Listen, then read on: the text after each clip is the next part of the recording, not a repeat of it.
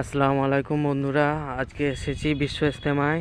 সেই পশ্চিমবাংলার বিখ্যাত হুগলি জেলায় যে বিশ্ব ইজতেমা অনুষ্ঠিত হতে চলেছে সেখানে চলে এসেছি বন্ধুরা। তোমাদেরকে সেই জায়গাটা দেখাচ্ছি। দেখো, প্রচুর তাঁবু কমপ্লিট হয়ে গিয়েছে।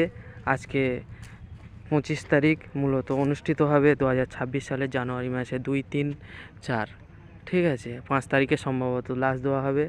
দেখো বন্ধুরা, প্রচুর ক্যান্টিন সব রেডি হয়ে গিয়েছে। প্রচুর ক্যান্টিন দেখতেই পাচ্ছ বন্ধুরা।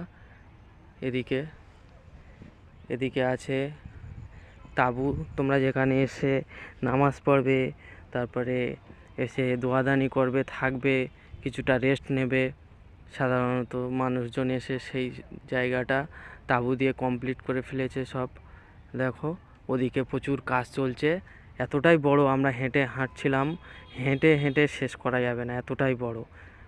5-6 কিলোমিটার এতটাই হয়ে যাবে, লম্বায় চওড়াই ওই রকম হয়ে যাবে বন্ধুরা। তাঁবু কমপ্লিট আজকে 25 তারিখ, মূলত সেই জন্য লোকজন নেই তেমন, ফাঁকা ফাঁকা লাগছে। 2, 3, 4-এ প্রচুর লোক, প্রায় সম্ভবত শোনা যাচ্ছে এখানে 1 থেকে 1.5 কোটি লোক আসবে। তা তোমরা যারা আসতে চাও চলে আসবে, হাওড়াতে আসবে। হাওড়াতে এসে ওখানে বর্ধমানগামী যে কোনো লোকালে উঠে ধনিয়াখালিতে নামবে, ধনিয়াখালি থেকে টোটোতে 20 টাকা নেবে, তোমরা বিশ্ব ইজতেমাতে চলে আসতে পারবে। এর আগে হয়েছিল বাংলাদেশে, 35 বছর পরে আমাদের ইন্ডিয়ার পশ্চিমবাংলাতে হচ্ছে, হুগলিতে। 35 বছর পরে, এরপরে কবে হবে জানা নেই। তো